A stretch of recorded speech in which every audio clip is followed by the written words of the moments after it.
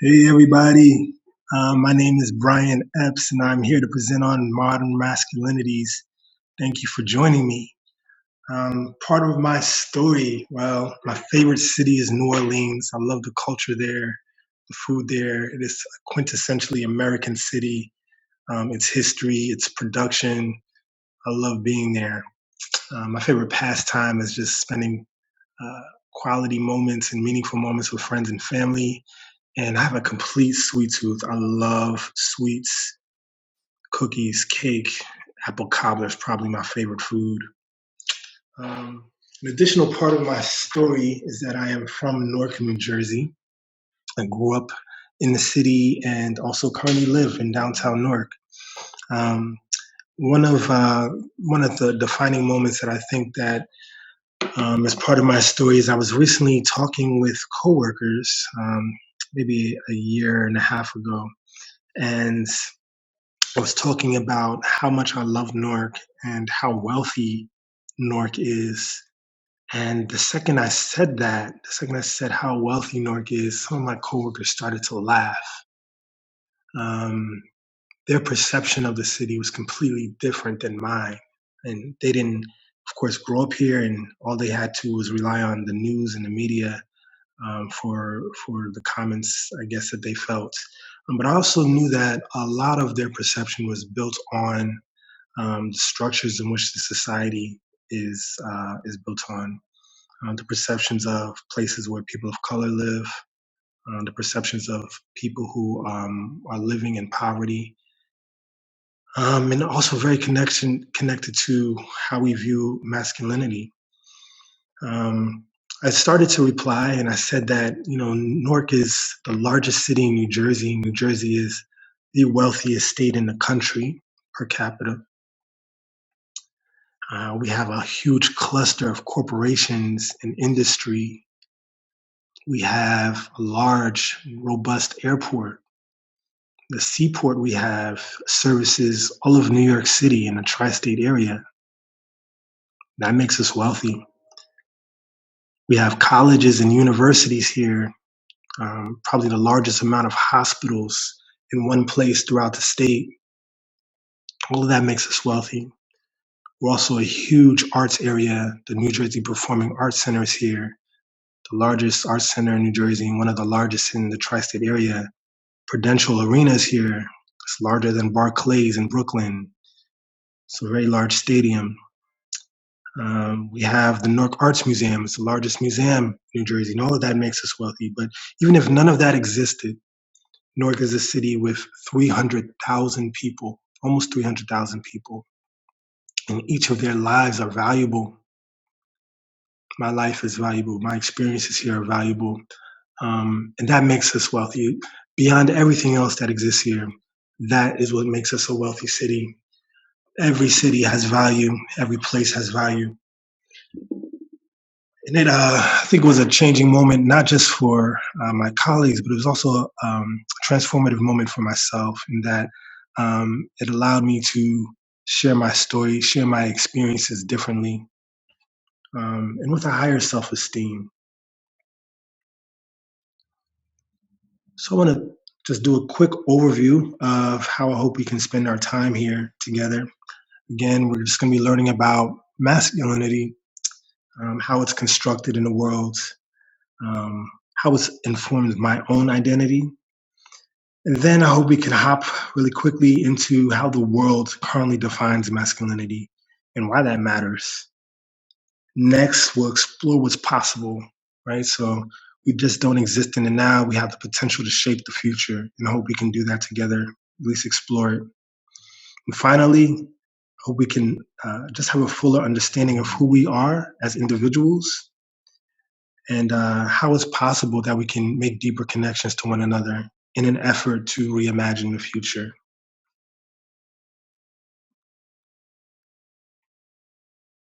So here are some opening questions. What is your fondest memory of your childhood? Take 2 minutes, maybe pause here, take 2 minutes to discuss that with yourself. My next question is, what is the saddest memory from your childhood? Again, This is an internal question. Pause and take another 2 minutes to think about that. And then finally, how does your personal story connect to the places where you were born and raised? So I shared how my story connects to Newark. Maybe you can think about your fond memories, your sad memories, all of the memories you have that create your story. And how does that actually connect to the places in which you were born and raised? Take another 2 minutes to discuss that.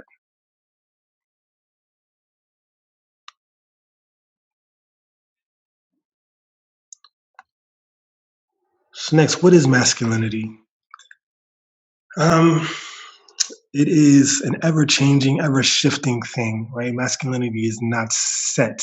It is socially constructed, which means that we decide as a society what masculinity is. And as our society changes, so does the definition of masculinity. It is an ever-changing gender identity. So here, Colorado State University says when talking about masculinities, we're referring to behavior and culture associated with men and the different ways of being a man, right? So masculinity does not only apply to men, but it is associated with men and how men show up in the world.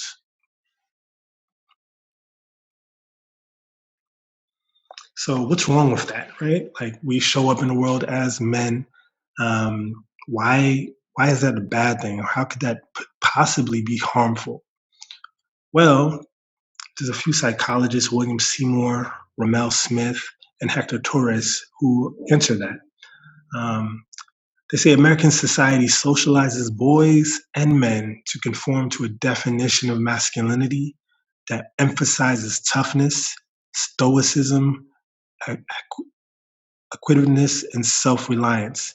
And that leads to aggressive, emotional, stunted males who harm not just themselves, but their children, partners, and entire communities. I almost just got choked up reading that, thinking about another story that I have. This is one that I wrote about, and I shared the link at the end of my presentation. I just had a flashback to my childhood. I went to a small Catholic school in a predominantly white suburb, not too far from Newark. And my parents were hardworking folks, and they would drop me off at school, and oftentimes not be available to come pick us up until the evening when they were done with work around 6 p.m. There was a family who we were close to, and if my brother and I did not, feel like taking the bus home or taking a long 2 mile walk home, we would go to their house. I remember on this instance, this one day, I was there by myself at our family friend's home, and they had two girls. One was my age, and one was my brother's age. And the one who was my age, we went outside to play. They lived next door to a playground, and we were playing there by ourselves. There were no other children there when we showed up. Just having a great time for a few hours. And even though it was a suburb, the houses are pretty close together. Other kids could see us in the playground, and they eventually came out, and some of them joined us. Um, but I remember there was a group of boys who came out into their backyard, which was on the other side of the playground, and they immediately became hostile when they saw me and the girl. I started throwing rocks and sticks. They singled me out. They started calling me names, racial epithets. Um, Started making fun of the girl as well and asking her why she was with me. It sticks out as not a point of trauma, but a point of my life in which I understood how others perceived me in the world. And all of these boys were white male. And of course, I was a young black boy in this predominantly white community. Um, and I understood how I was expected to show up in the world. And so in that moment, I definitely felt weak. I felt victimized. I now feel like a survivor, but at the time I felt, very demoralized. I was a child and just wanted to do what children do. go outside and play. But in that moment, I could not do that. My mere existence um, was a threat that others felt that they had to control. It informed and defined what it means to be masculine to me. So those boys were showing aggression much often as young boys are taught to do, right? And in this way, when we're taught to be aggressive, we often try to dominate what we feel we can dominate. And in this moment, their actions were about dominating somebody who they felt was inferior to them. It also informed how I wanted to show up in the world after that. I did not want to show up as weak or perceived as weak. And so I started displaying a lot of the aggression and characteristics that those boys had showed me that day, because that's what meant to be that's what it's meant to be successful in the world. If you're a male, to be aggressive and emotionally stunted, to not be able to be vulnerable. And so I started to behave in much similar same ways. And I believe this is how many, many, many young boys are taught to grow, regardless of their race in America. The aspects of masculinity and are very connected to white supremacy. And so many of us try to be aggressive, try to be stoic, try to be tough, try to be independent and self reliant. Um, and it negatively affects us because we are not allowed to be empathetic, we are not allowed to be emotionally intelligent, we are not allowed to be connected to the people who we love, and even the people who are strangers who might be really great allies in our lives and in our communities. So, for example, on that playground, I could have been a best friend to any of those other children, but because they were taught to be aggressive and emotionally stunted and to harm and to control, they would never know that, right? Their hostility towards me completely cut off any potential for us to connect.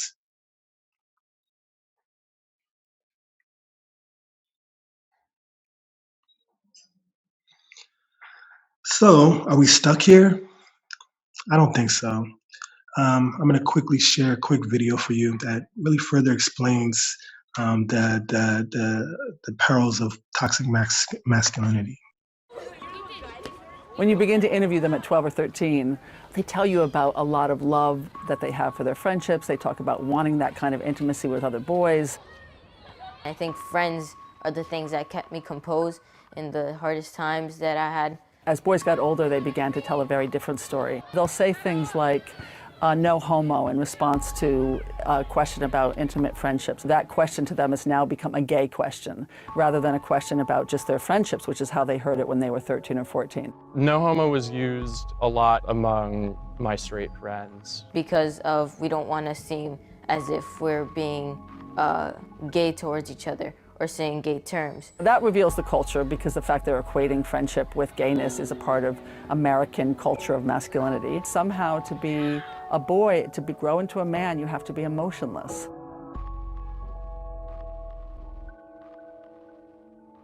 There's a growing but silent epidemic affecting middle-aged adults that has debilitating mental and physical effects. And that's emotional isolation. And those effects are being felt by men most of all. According to some experts, the trend begins in junior high. I've been studying social emotional development for about almost 30 years, interviewing boys about their relationships, their friendships, the kinds of things that are important to them. As a developmentalist, I follow them over time. Middle adolescence, early middle adolescence, they tell you about a lot of love that they have for their friendships. They're very, very clear about their desire for emotionally intimate male friendships. A best friend for me is usually someone that I can talk to, be relaxed with, chill, but I would also like a best friend to be communicative. Like, we also have to tell each other and be honest with each other on what we think of ourselves or like any topic, you know? We had a very close relationship, me and my friends. We shared secrets with each other and talked very intimately with one another. I would say that, yeah, we loved each other, yeah. As boys got older, they began to tell a very different story. So they really articulate the bizarre expectations we have of boys as they get older, that they should disconnect from their innate emotional acuity, their emotional sensitivity, in order to become a man. When he was in high school, Professor Way gave a guest lecture at Vinny's school, and her findings matched exactly what Vinny was experiencing with his friends. Not only did our conversation start to change, we hung out and didn't really talk all that much. I spent a lot of time alone, or when I was with my friend, it still kind of felt like being alone. But there was a time where I was completely isolated. Isolation is devastating for everybody. There's stunning findings that isolation is a huge predictor of all sorts of health problems. Smoking, more than a pack of cigarettes a day is equivalent in terms of what it does to your health. And that isolation is growing in men. In 2000, 20% of Americans reported feeling lonely. In 2010, that rate had grown to 37% for men. The stereotype of being a man, he's supposed to be stronger than everyone. He's supposed to be the best. I was being told a lot to start growing up, becoming a man, a mature individual who's a male shouldn't show their emotion. That's a sort of a stereotype that you're supposed to not share feelings. You're supposed to show strength. You're supposed to show intellectual knowledge that is greater than any other. Boys have a sort of competition with each other.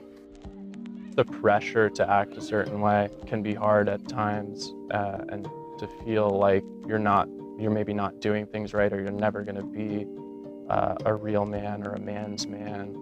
Being a teenager, you're supposed to you keep your feelings to yourself, and it kind of causes a lot of sadness, depression. The culture has created the problem, right? The culture of hypermasculinity that we've created, we as people living in this culture have created. We've taken basic human capacities, which is to think and to feel, and we've given them a gender. And we've made thinking into a masculine thing and feeling into a feminine thing, which doesn't make any sense because all humans think and feel, right? But we've gendered them, and we've reinforced that gender. We're told to live a kind of incomplete human experience where we're only thinking or we're only feeling. They're disconnecting from a core part of their humanity. We're born human, and we're born with the capacity and the need to connect to others and to have community and have positive relationships. And then we raise boys in American culture to disconnect from that need, to pretend they don't have it, to pretend they're not emotional, to basically fake it, to fake that they're not fully human.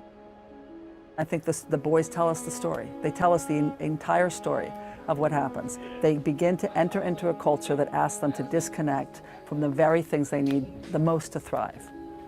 Certain people are going to really expect you to act a certain way or act in a way that kind of embodies those cultural norms. I sort of came to this realization that you don't necessarily have to play by those rules. What's important is how we define ourselves as men and what manhood means in America. We need to do everything we can in schools, in workplaces, in the neighborhood, every moment of life, from the first day of life to the end of life. We need to be nurturing those capacities and nurturing those relationships. Really listen to yourself and listen to what you're feeling and talk about how you're feeling with your family or with your friends. I want to just say that it's never too late to open up to anyone, no matter what your age is. If we get back to listening to 13 and 14-year-old boys, they offer us the solution. They reveal that we are human, and boys are human, and they have the enormous capacity to be connected to their feelings.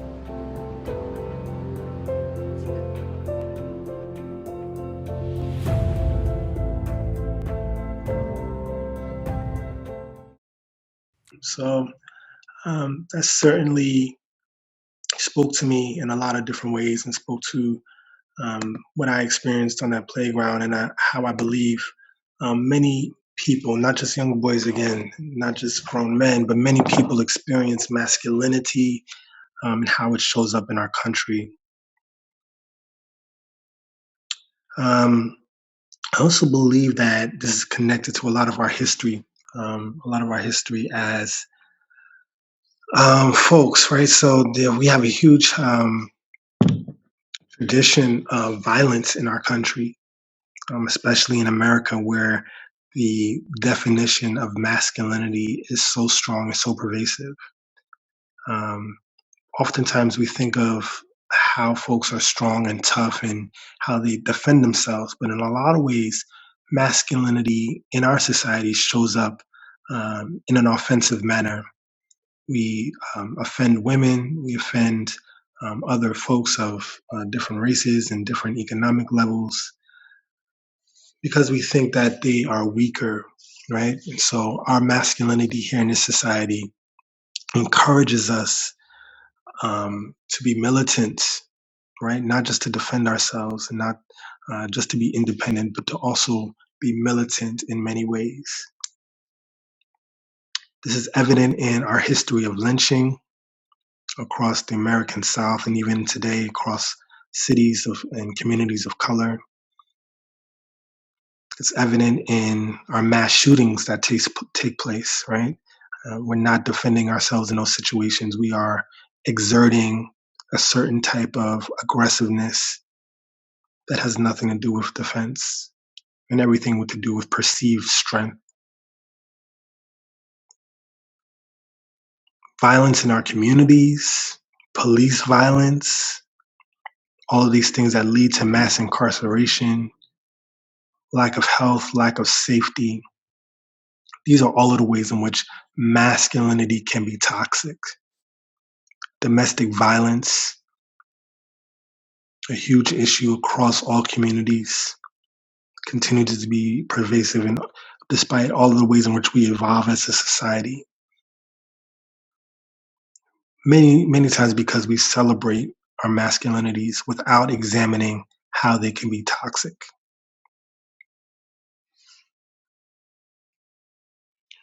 So what can we learn? How can we grow? What's possible? I think that we can revise, reform, and completely alter how we define masculinity, how we define ourselves. And I believe this is possible. I think a really great example of redefining identity rests in the Black community.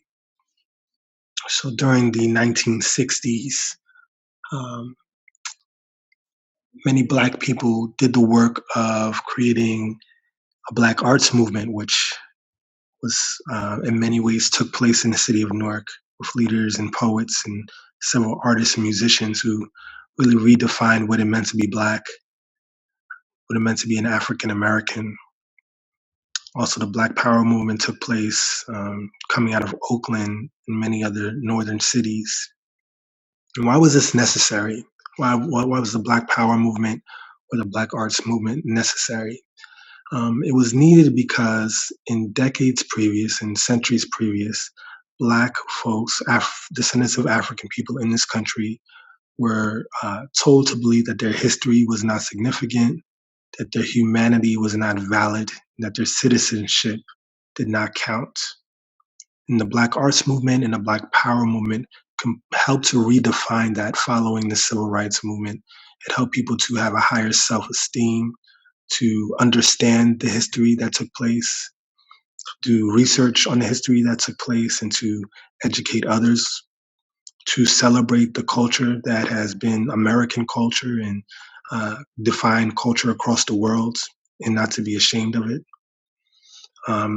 And so as a result, many Black Americans have redefined themselves and redefined the way that they live and carry themselves in the world. So I believe this is also possible for all different types of identities. It's possible for male masculine identity to change and to alter, to become healthier, to have a strong self-esteem without offending others and without harming others.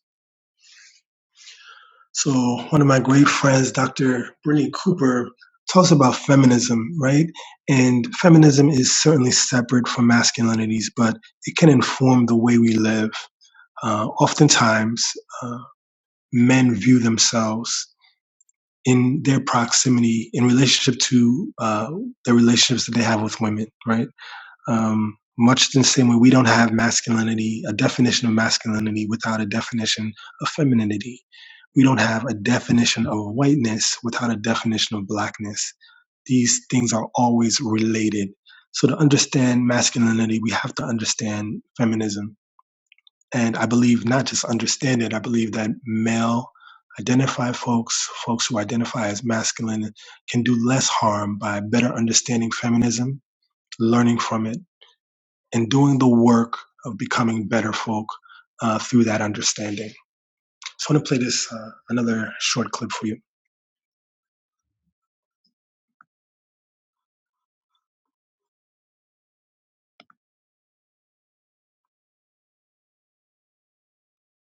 This is Brittany Cooper on WNYC, Brian Layer's show.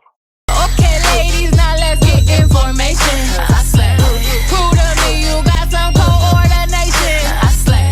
Slay trick, or you get eliminated. I slay. And while Beyonce probably doesn't need an academic to defend her star power, her feminism might be another matter. But Brittany Cooper, an associate professor of women's and gender studies and Africana studies at Rutgers, co-founder of the Crunk Feminist Collective, her Twitter handle is @ProfessorCrunk, who is also a Cosmopolitan magazine columnist, is happy to do so. It's just one of many things in her new book of essays called Eloquent Rage, A Black Feminist Discovers Her Superpower, and it is out today. Congratulations on the book, and welcome back to WNYC, but welcome to the Green Space. Thank you, Brian.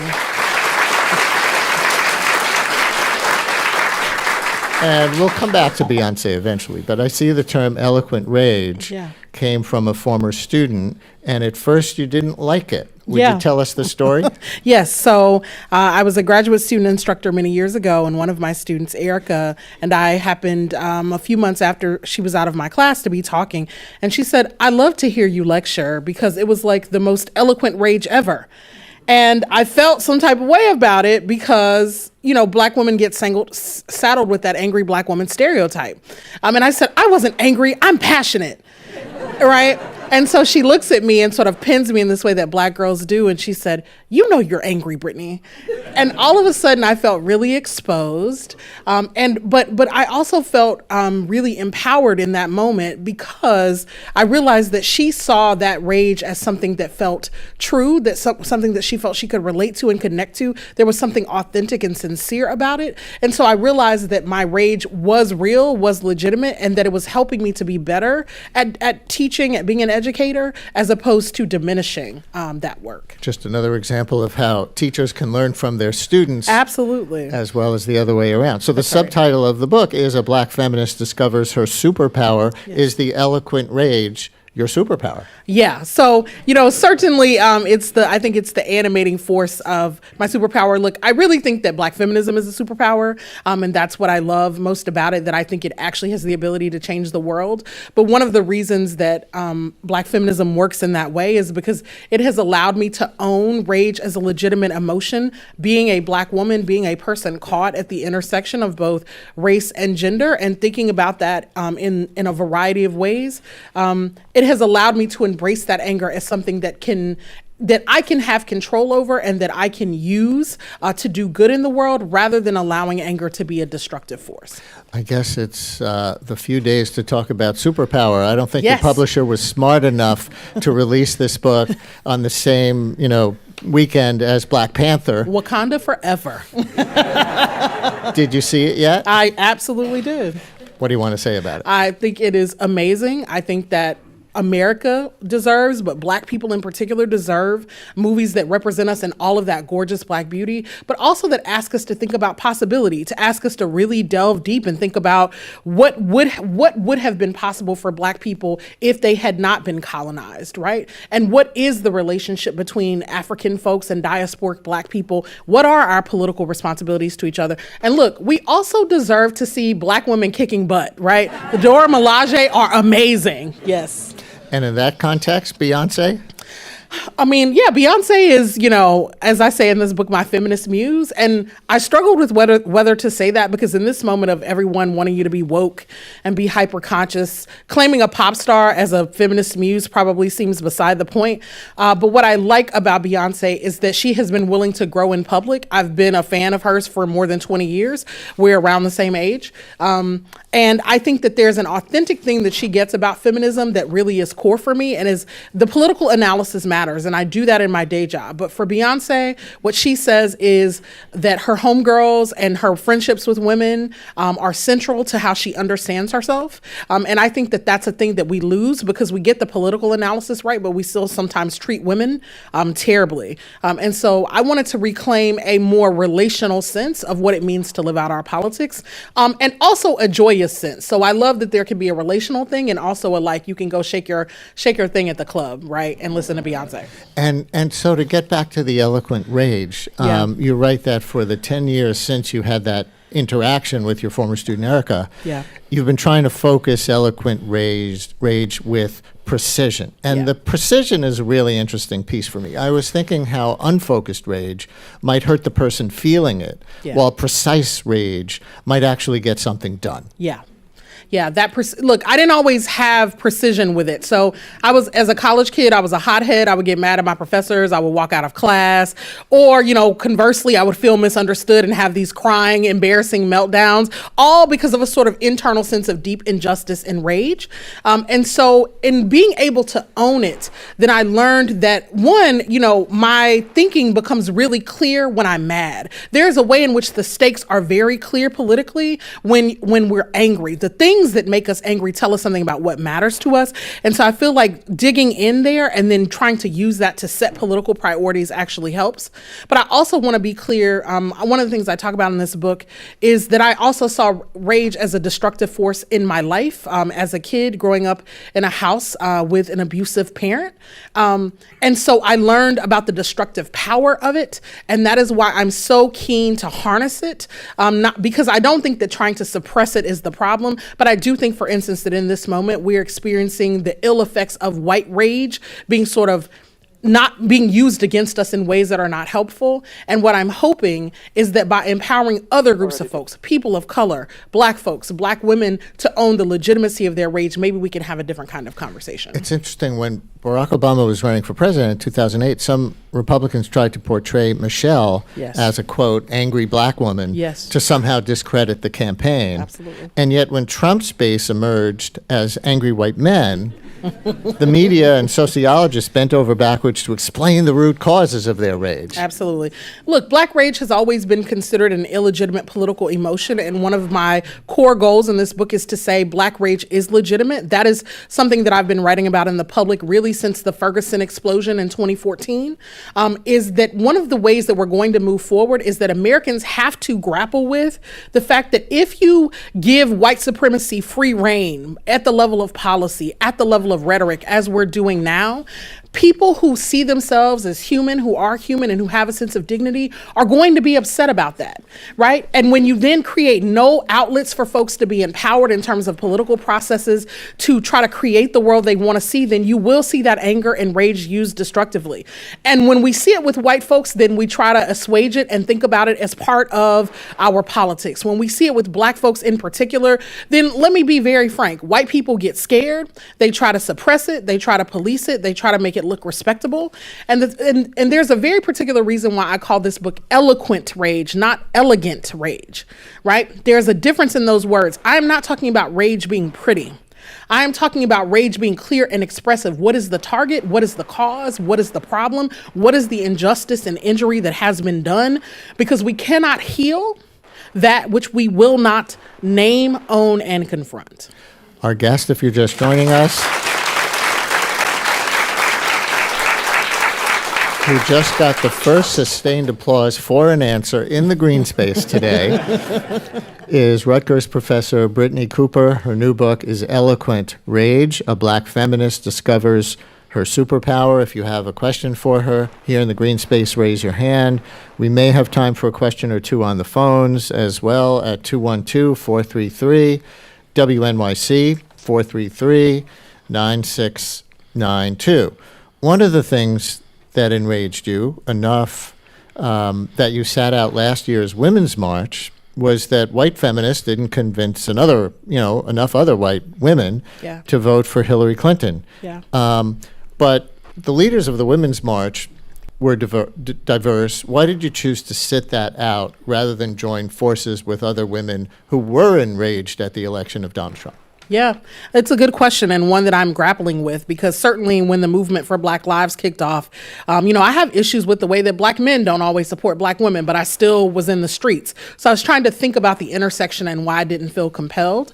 One, I was fatigued and devastated about the election of Donald Trump, and so I decided on the day of the Women's March that I was going to go hang out with Black people, just as a healing mechanism. I also think that the women's movement is going to last, and that there are going to be many opportunities to sort of participate.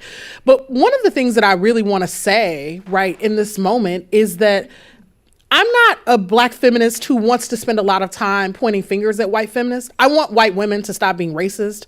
I think that that's white feminists' work to do if they actually are committed to the work of feminism. I'm interested in Black feminism because I think that it is the thing that draws us at all these different points of intersection together. And for me, it is a more positive, constructive kind of force. But I also think that even if you look beyond the election of 2016, if you look at many of the big elections of 2017, white women still voted in every one of those elections for the Republican candidate. Majority white women still voted for the Republican candidate in the New Jersey governor's race, right? The Virginia governor's race, etc. So white feminists have got to see white women as a group of people that they can organize and that they feel responsibility for. As a Black feminist, I feel a responsibility for going into Black communities and saying that our racial liberation project is incomplete if we don't challenge patriarchy and homophobia, right? And so white feminists have to have that same analysis, that it's not enough to merely liberate women, that you've also got to challenge racism too. That's two in a row. Let me note and promote that you will be at Greenlight Books in Prospect Lefferts Gardens tonight in conversation with Rebecca Traister from New York Magazine, yes, a white feminist who's been writing a lot about Clinton's defeat and the post-Weinstein Me Too moment, and also writes about women's anger. So that should be really a great conversation. For one thing, Greenlight Books in Prospect Lefferts Gardens tonight. Do you have the time? I don't 7:30. 7:30, thank Yes. you.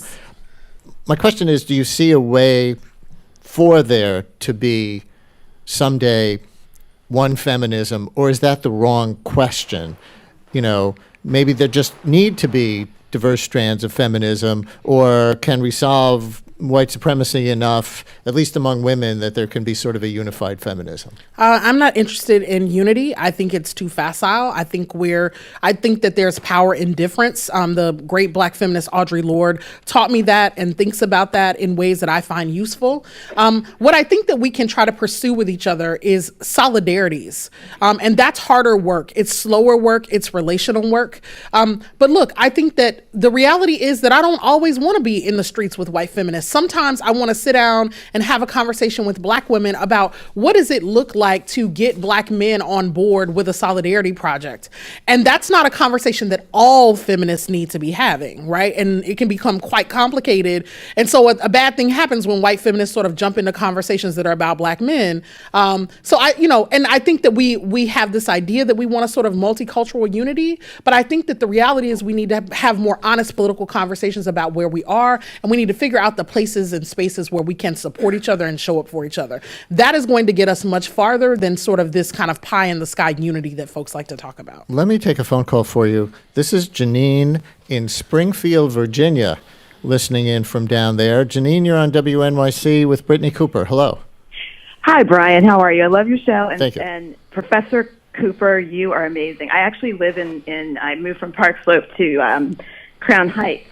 And I'm part of a Black women's health movement called Girl Trek. And our mission is to get 1 million Black women walking our neighborhoods this year by 2018. You got to come walk with us. I do walk with you. I walk with you sometimes in Highland Park, New Jersey. Yes. What? Girl Trek, what's up? What's up? The thing is, being a part of Girl Trek has changed my life because I'm also an artist. I'm an actor. And most of my friends were white feminists. And since I've had a safe space with Black women to process and to express my joy, my capacity for being an activist has grown 2,000%. My anger, though, I've had to cut out a lot of white friends because I no longer educate white women. I don't have time. I see that I need to help and support and be supported by black women. And what you said by having a solidarity is amazing. Well, my question is, with eloquent rage, how can we turn that rage into precision so that I can work in solidarity instead of cutting white women off? And I don't cut off all white women because I have a lot of white women friends who are awesome and who are probably listening and do amazing work with. But I've cut out about 30% of my white female friends who've asked me stupid questions that I just can't. I don't have the time anymore to tolerate. I'm like, go Google it. So how can I be, how can we use this precision to move forward to have that solidarity? Thank you for your question. You're doing better than me because I have far less than, I cut out more like 90% of my white women friends. That's actually what's true. I've been writing about that conundrum, and I write about it in this book, that I grew up in a predominantly white school system, and I actually grew up having mostly white women for friends, white girls and white women. And then as I got to be an adult, those friendships became untenable because it's easy when you're a kid to gloss over sort of like that you're a Republican and a like deep evangelical in a way that's white supremacist. It's much harder when it's clear what the stakes are. So what I want to suggest is that I actually don't think that black women have the responsibility to do any more emotional work around building friendships with white women. One of the things that I hope happens in this moment as white feminists sort of get their people is that they recognize that this is not about black women's lack of willingness to be friends with white women. This is about black women saying we're not going to do the emotional labor that it takes to be in these relationships anymore if it's not reciprocal. So the white women friends that I have, and I have just a couple, we commit to each other to do work for each other in a way that is reciprocal. And so one of the friends that I reconnected with, she hit me up and she said on social media, look, I don't want to raise racist children. And that is one of the reasons why this friendship matters to me. But she is also the friend who texts me and just says, I'm cheering for you. I hope you're doing good. I'm praying for you, right? So there is a way that she is bringing the things she can bring at a level of authentic connection, and then I can make the choice that there's some labor that I want to do around helping her to be anti-racist. And so I believe in committed friendships across racial borders, but I believe there has to be a negotiation and a real understanding that what black women cannot be doing is emotional labor if white women are not really in the fight. In short, black women can't want liberation for all women more than all women want it for themselves. And Janine, thank you so much for your call. We just have a couple of minutes left in the show. I was surprised to read in the book that you came from religious conservatism. One line in the book about you at age 22 is, I was still far too much of a Christian zealot to be either pragmatic or feminist. Can you talk a little bit about your journey in that respect? Because that might have surprised some people who are hearing you for the first time. Yeah, I'm from the Deep South. I grew up in the Black Baptist Church. My stepdad is a Baptist preacher, pastor, and I'm still a church girl. But what I am is a church girl committed to a progressive politic around religion and spirituality. One of the reasons for that, one of the reasons that I think this matters for feminism, feminism cannot speak to many black women if it won't acknowledge the place for spiritual and the sacred. Because the reality is that many women of color, and particularly black women, are an extremely religious demographic. So if we say that we think that feminism can change the world because it has a critique of patriarchy, then we got to be able to talk to black girls who still go to church and who want to bring their Jesus along with their feminism. For me, those things are not incompatible. But part of what I'm trying to work through in this book and think about is what my journey to a more progressive theological ethic is. And I also want to push back against folks who think that to be critical or to be woke or to be radical means that you can't have a God concept, means you can't believe in a notion of the spiritual or the sacred. What I think it means is that you can't use your theology to beat up on people, do harm to people, injure people, and be violent. And I think that if you're going to be in a faith community, you have to be willing to own and be responsible for the violence that has been done in the name of the faith that you profess and proclaim, right? So I'm committed to that as a progressive Christian, but I'm also committed to being the worst possible Christian I can be. And now that we've gotten all the way to God, we're going to end the show with Brittany Cooper, Associate Professor of Women's and Gender Studies and Africana Studies at Rutgers, co-founder of the Crunk Feminist Collective, and author of the brand new Eloquent Rage, A Black Feminist Discovers Her Superpower. Thank you. I hope you enjoyed those roughly 17 minutes of Brittany. There's certainly a few things that I want to unpack. She talks a lot about, of course, feminism, specifically Black feminism. And that leads me to a point on intersectionality. We are not just discussing masculinity in a vacuum. Our masculinity can be tied to several other identities that we hold. So, for example, I do identify as a masculine male, but I'm also a Black male, right? And those two identities have to be taken into consideration at the same time. So she discusses Black feminism as being separate from white feminism. Black masculinity is separate from white masculinity, is separate from Latinx masculinity, is separate from trans-identified masculinity, etc. And so all of these different identities can inform how we show up in the world. Another very important point, which leads us to what can we learn from feminism, what can we learn from Dr. Cooper, is that a lot of our work has to be done in solidarity. Part of doing the work has to mean we can't just be curious about feminism. We can't just be curious about one another as human beings. We have to go beyond our understanding and curiosity and do work, do reciprocal work with one another, building community, building trust, making impact, right? Making impact that creates healing and does less harm to one another. That is part of the work of solidarity. So we can learn that from feminism. Feminists are doing that work, and folks who are interested in a healthier identity, in a healthier, more healing masculine identity can also do that work of building solidarities, going beyond just asking questions and actually doing reciprocal work. Work with other men, certainly, men of different races, but also work with women, with trans folk, right? And understanding how to be better, how to live better, how to show up for one another in a healthier way. And all of that work can help to reduce the harm that takes place. We also learned from Dr. Cooper that there's potential for us to harness some of the aspects of masculinity and to use them for positive outcomes. So, for example, if we're going to be strong, why not be strong in solidarity with women, right? Following women, being strong, and being passionate about the issues that will advance their lives. If we're going to be independent, right? Why don't we use that independence to heal ourselves, to practice more mindfulness, to be more in tune with our spirituality or ourselves, the ways in which we need to improve our behavior and to grow.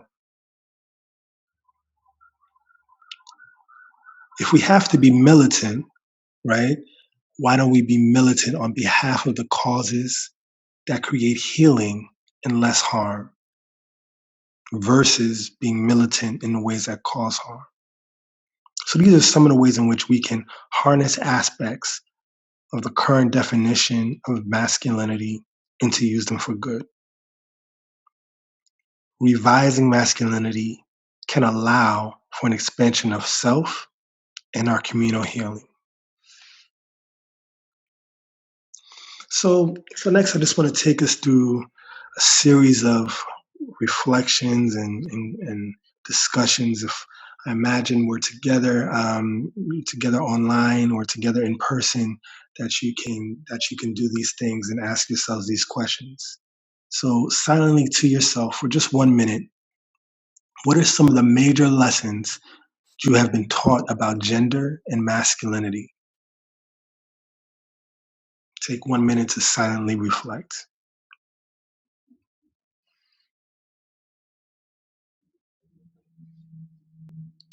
So find a partner. If you're online, maybe your instructor can match you with somebody in a group. You can even pick a partner in your chat. If you happen to be in person, you can find someone in the room.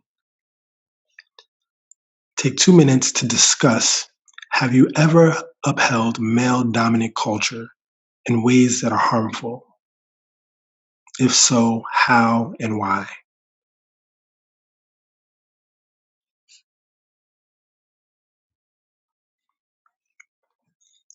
So I'd like you to find another peer to share with, if possible. Take 2 minutes to ask yourselves these questions and answer. What did you lose by enacting this harm? So you may have enacted harm to others. What did you yourself lose by enacting this harm?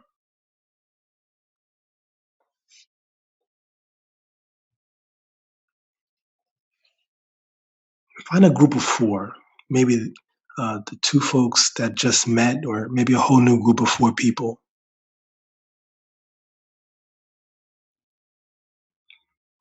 I want you to think about and then discuss, how can we be in solidarity with others to end harms birthed from dominant culture? So dominant culture is our current definition of masculinity. Dominant culture is white supremacy. Dominant culture is understanding or belief that white men should be in charge, that men should be in charge. So how can we be in solidarity with others to end those harms that are birthed from dominant culture? Take 4 minutes as a group of 4 to discuss. Finally, can we just all come back as a group? Let's take 7 minutes. And what did you experience during this session? What came up for you? What feelings came up? We've gone through a long journey of thinking about our childhoods, our memories, our experiences, our identities, learning about solidarity, learning about the definitions of masculinity. What's come up for you during this session? And what questions still remain? Let's take 7 minutes to all share, each of us share what we experienced.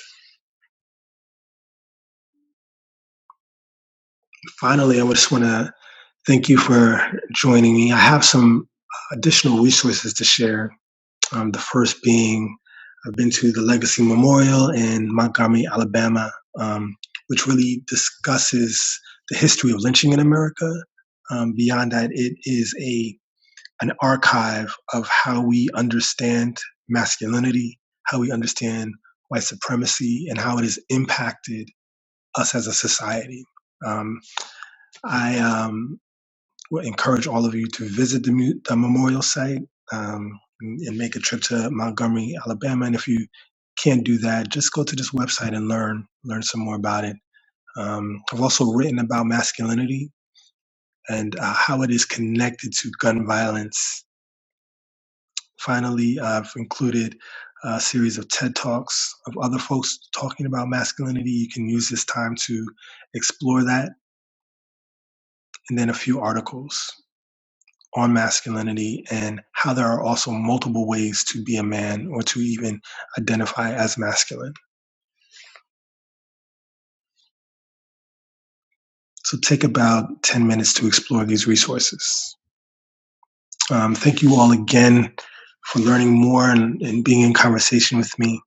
You can always feel free to reach out to me. My email is Epps, my last name, Epps B, my first initial, 782 @gmail.com. Thank you so much.